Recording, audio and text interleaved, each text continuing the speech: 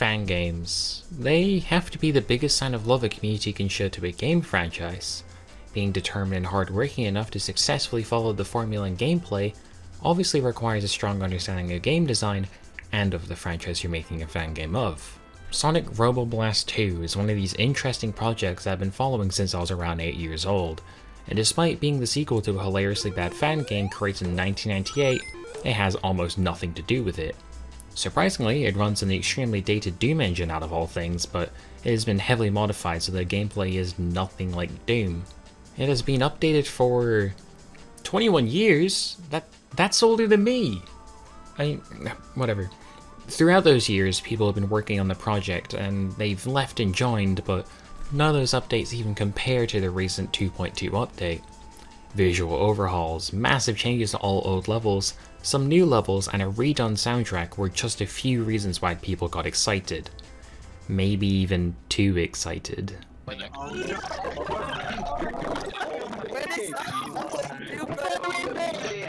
But does Sonic Robo Blast 2 prove that fan games can be better than the official products, or does it prove that development should be left to the professionals? My name's BlanK, and today we're looking at Sonic Robo Blast 2.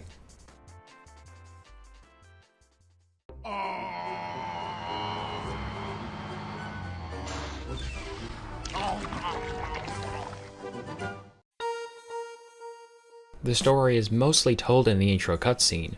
Eggman has returned and plans to harness the power of a mysterious rock that appears every 5 years to create the ultimate battle station. To reveal to Sonic that he's back, Eggman fires at Green Flower Mountain. Sonic, Tails, and Knuckles blitz through the zones, trying their hardest to stop him, but they're greeted by the ruined mountain. Eggman leaves them with aggressive robots, but they swiftly deal with them. After messing with the robots, Tails figures out that Eggman is using his robots to find the powerful Chaos Emeralds again, so they plan to stop him like usual. I found the story to be simple but good enough to give a bit of context for the game, but I think it scrolls way too slow. I appreciate the little details in the art and the scroll speed changing depending on who is talking, which gives a bit of personality to the text, but I wish there was a way to control the speed in some way. However, the story can easily be skipped, and there isn't any focus on the story throughout the game, so it's barely an issue. At the start of the game, you'll have access to 3 unique characters, Sonic, Tails, and Knuckles. They all control similarly, as they can all run at the same speed, roll into a ball to go through small gaps, charge a spin dash of instant speed, and jump to deal with enemies. What separates them apart is the unique abilities that they all have that completely change where they can go and how the game is played. Tails can fly around for a limited amount of time, which makes him an amazing character for exploration and a top choice for beginners, because flying allows you to just skip platforming sections. Knuckles makes up for his reduced jump height by being able to glide and climb up walls. He can easily break specific walls to access unique paths within levels designed for him, as he cannot take certain paths that other characters can. Sonic has access to what is by far my favorite ability in any 3D Sonic game, the Speed Thok. This simple ability gives you an instant burst of speed once in the air depending on where the camera is facing, and it feels amazing to fling yourself around corners whilst dancing around obstacles by flicking your camera in the correct direction and hitting jump. Jumping right when you hit the ground allows you to preserve your speed, so you can b-hop through levels if you get really good. He is by far the hardest character to control, as he doesn't have any mid-air options to save yourself if you accidentally Thok into a bottomless pit. There's also the option of playing Sonic with Tails as your AI partner. By standing still, you can get Tails to activate his flight, and you can grab onto him to fly around the level together. After selecting your character, you're shown a slick level title card animation, and you're pitched straight into Green Flower Zone 1. The first thing I noticed was how nice the controls felt.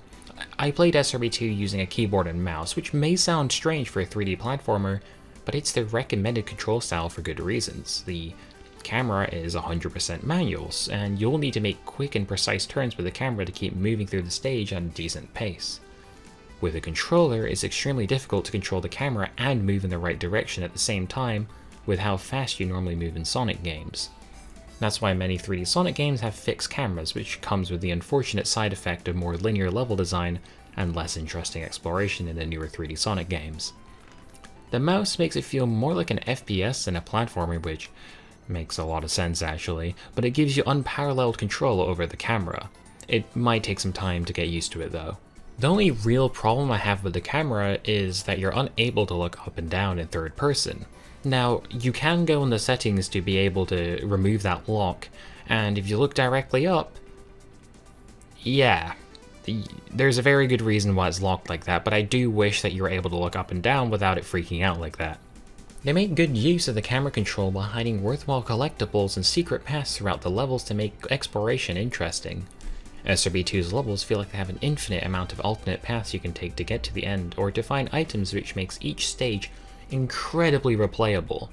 Deep Sea Zone is the best example of this because the amount of one-way doors and secret paths and the mixture of underwater and above water level design makes for a level that you can replay many times.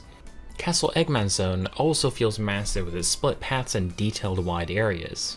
One collectible that you really need to look out for during your playthroughs are the Emerald tokens, which will allow you to enter a special stage once you get to the end of a level.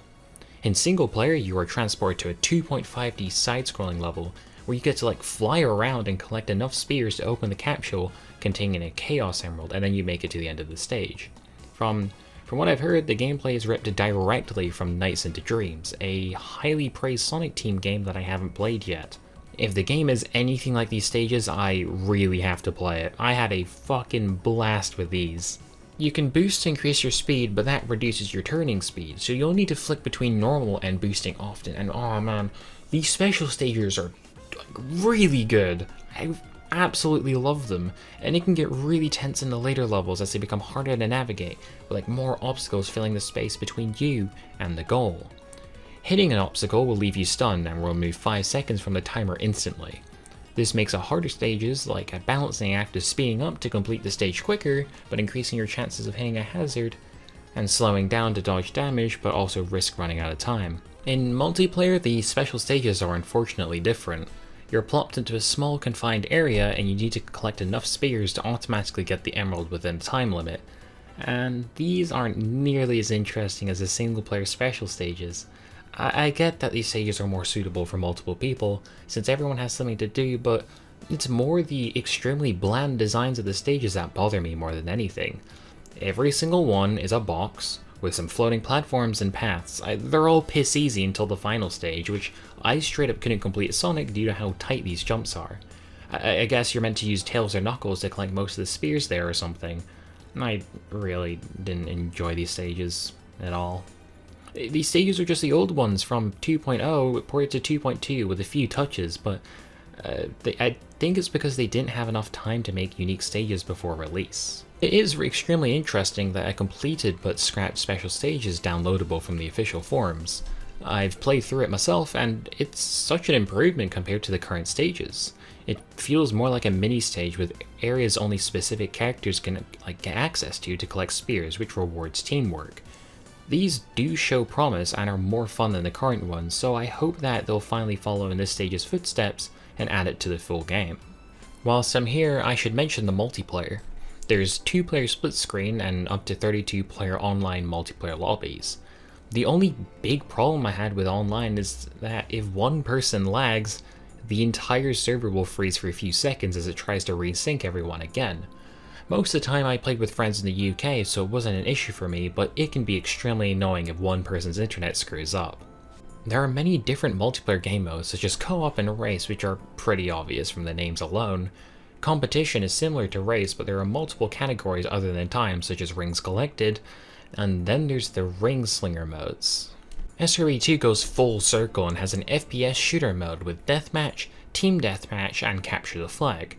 You can collect multiple different weapons such as bombs and hit scanner rings, and the mix of FPS mechanics with Sonic platforming is an interesting idea, but it's really not my thing. There's also tag and hide and seek, which I found to be a bit more fun. Tag works especially well with Sonic gameplay since you have to be really good at platforming to not get tagged. Levels have their own interesting gimmicks that's repeated in that level or zone only, so the gameplay stays varied and engaging. Techno Hill has these weird pink goop that makes you float to the top, which becomes interesting as you'll need to find a high place to jump off of to get to the bottom if you want the collectibles hidden there. Rad Volcano has boulders you can run on to go through the lava tunnels, and Arid Canyon 2's minecarts were so much fun to mess around with, but I felt like the minecarts could have been used in a more interesting way. No, don't get me wrong, like me and Niles spent 10 minutes deliberately messing up the minecart section together just because of how fun those are. But the only thing you can do in the carts are swap tracks or jump, and the challenge comes from reacting to the obstacles and figuring out what the correct action is, and it is pretty difficult. But what if it interacted with like those tornadoes in the stage, right? Like that would be interesting. Or I don't know. It felt like it was fun, but they could have done more with it. At the end of Arid Canyon 2, you can see a train spinning by in the distance, and that exact train is the next level. There isn't much interesting level transitions, but the ones that are there are pretty cool. Red Volcano has you go into a rocket at the end, and then the next level is in space. And the best one, the absolute best, has to be the end of Castle Eggman 1. You spend that stage traversing the outside of Eggman's castle, and when you get to the bridge, the music changes and the bridge collapses, and then you're like running through, and the music is like, egging you on, it's getting tense, and you can hear the collapsing in the background, and there's like shield enemies that can fuck right off, and there's spikes you gotta jump over, and then you get to the end and the level, there you go, next level, and it set up the next stage perfectly, which was inside the castle. Visually, SRB2 looks surprisingly great with bright colors, well-made sprites, and lots of decorations that give each stage their own atmosphere. I do understand that some people might find it odd how 2D sprites are used in a 3D environment in that way, but it never really looks jarring to me at least. It keeps things retro and it's still limited by Doom's engine, but what they did here is really nice. Arid Canyon's Wile E. Coyote references were really fun to recognize and talk about Denial, and some of these areas look amazing despite the engine's age, such as Deep Sea Zone's Skybox, which is just beautiful, it's so nice. And the outdoor areas of Red Volcano are pretty cool too, and the view of the world from Egg Rock is just great, especially in the final section. And what's a Sonic game without its banger soundtrack? SRB2 has you covered with remixes of old songs, neat callbacks to other Sonic games, and entirely new songs which are they're just fantastic. There isn't a single song here that isn't top quality stuff. Take a listen.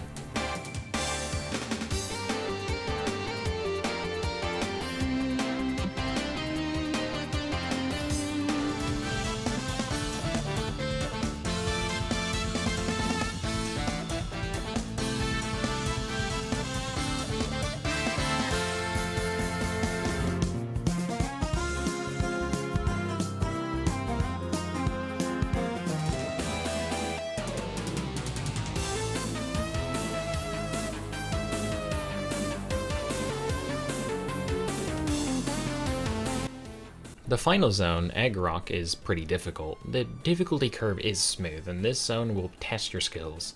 It's got reversing gravity, constant hazards, and precise platforming. I found the first stage to be far harder than the second in Sonic because of this disappearing platform section where you need to read the pattern. If you're skilled at the game, you can just thok your way past it, but I lost quite a few lives here. This zone is then followed by a race against Metal Sonic, and then you fight him at the end. But most of the boss fights aren't anything to write home about. They're all fun and short, but they're also a bit on the basic side. I did find Metal Sonic's fight to be the most fun, as you have to carefully read his attacks to dodge them properly, and keeping a track of him while he speeds across the arena made for a tense fight. I love that after the Metal Sonic fight, you have to walk through this corridor and you get to see the view of the entire world, and the music changes and it's like building it up, and then you get to the signpost and it just jukes you, then you fall down hearing Eggman's laughing. I thought that was really cool. The boss fight itself is kind of strange though. For some reason the boss's sprites look like it was pre-rendered, and it might be, because that sprite has been around for years and I don't know whether they're planning on changing it or not, but it seriously doesn't mesh well with the rest of the sprites in the game. It also uses Doom sound effects for the rockets, which is both strange and kinda cool. All you gotta do is hide behind the green liquid to get him to walk into it, and then you're able to damage him. Repeat a few times, and then you escape the crumbling space station in a rocket, which is pretty cool. The ending is rather disappointing, as it's just a well-made 10-second cutscene of the space station being destroyed, and then the credits. Yeah. My first playthrough took me around, I think, 2.5 hours while I was collecting all of the emeralds, and yeah, SRB2 is a very short game. Or so it seems. Once completing the game, you gain access to the level select with that save file. This allows you to go through the level again to find the emblems. They're an optional collectible that unlocks very interesting secrets. There's 200 in total to collect, 5 hidden in every stage, with 2 bonus emblems unlocked from either completing a stage within a specific time, or finishing the stage with enough rings. And I love that there's a variety of ways to unlock emblems as they cater to both the speedrunners and the more explorative players by rewarding both with emblems.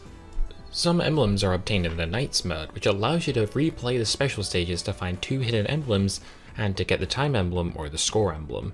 The score emblem is far more interesting as you'll want to keep your combo and find as many items as possible, but you can actually go past the goal to loop it through the level again, as all the items will respawn and you can collect more to improve your score. Run out of time however and you'll have to do all of it again. As for the bosses, they only have a bonus time emblem and a no damage emblem. Since the levels are so big, you'll unlock hints for each emblem once you manage to collect 40. It's kinda cool how every hint is a haiku. I thought that was a really nice detail. If you're crap at exploration, you can collect the more speedrun oriented emblems or the Knights emblems before you attempt to find the emblems hidden in the stages. At 80, you'll unlock a radar similar to the one found in Knuckles stages in Adventure 1 if the hints aren't helping. As for what the emblems unlock and your reward for being in the game is, I'll have to put a spoiler warning now. I know it's just a Sonic game, what big spoilers could there be, but they're entirely gameplay spoilers and I'd highly recommend not knowing what the secrets are until you discover them for yourself. Please skip to the timing shown on screen if you don't want to be spoiled. Alright, I'll wait a bit so you have time to tab out of whatever game you're playing so you can skip or whatever. Alright, everyone ready? Right, let's continue. Collecting the emblems unlocks multiple secret stages. Techno Legacy and Forest Fortress are beta versions of Techno Hill 1 and Castle Eggman 1 respectively. I think it's extremely interesting to see what ideas were thrown at during development and to see how a stage has changed throughout the years. There's also Pipe Towers, which is a level based on Mario with, pipes, familiar fire flowers, and Goombas to fight. The challenge levels I quite enjoyed. They live up to their name, they're extremely difficult, but as much as I like Aerial Garden now, it goes on for like 5 minutes. It's a bit long, and I haven't completed the Azure Temple yet, so I can't really comment on that. And the Halloween stage is cool because it has the Kako Demon Pumpkin dudes, and it's a nice throwback to Doom. I think that's really cool. There's also a few night stages like Black Hole Zone, which I straight up can't beat, which is one of the reasons why I haven't collected all 200 emblems for this video. I wish I could show you guys what the second 200 emblem reward is, but I have absolutely no idea and I'm not willing to spoil myself. The most mind-blowing secret and the main reason why the creators insisted that everyone played single player first was the unlockable characters. This is the main reason why I have this spoiler warning.